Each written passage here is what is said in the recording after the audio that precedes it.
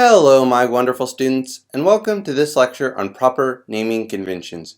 In this lecture, we are going to go over how to properly name directories and files so that in the next lecture, when we go on to create directories and files from the command line, we will know how to properly name them. This is a really important lecture, so let's go ahead and get started.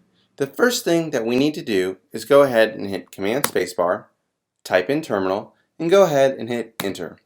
Once we have our terminal pulled up, let's go ahead and hit Command equals a few times to make the font larger, and go ahead and get into our desktop directory. And we will do this by hitting CD, desktop, and going ahead and hitting enter. Now that we're at our desktop directory, I want us to list out the files, or pardon me, folders inside the desktop directory. So we will do this by hitting LS and going ahead and hitting enter. So you can see two directories, i.e. subdirectories, within my desktop directory, a correct name and an incorrect name. I'm going to go ahead and tab autocomplete an incorrect name to quickly show you why this is improper naming convention. So I will do CD, AN, and then hit the tab key to autocomplete. You'll first notice that there are extra backslashes and extra spaces, and that this just doesn't look very clean. Practically, I want you to imagine that you were connecting to a remote database, or remote server rather, and you had to toggle through 1,000 similarly named directories and that they had spaces in them. You could quickly see how aggravating this might become to just find the right folder and how quickly you could become bogged down with all this messy syntax.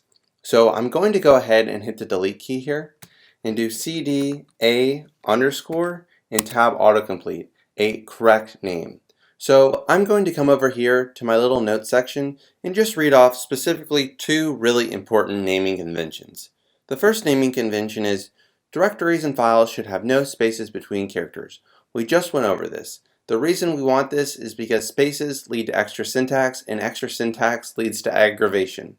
The second naming convention is that directories and files should be short and descriptive. This is really important. When you're looking for something or you're working with a team, it is important to know what is inside the directories that you are looking at, and the only way to ensure this is to make them both descriptive and ideally short.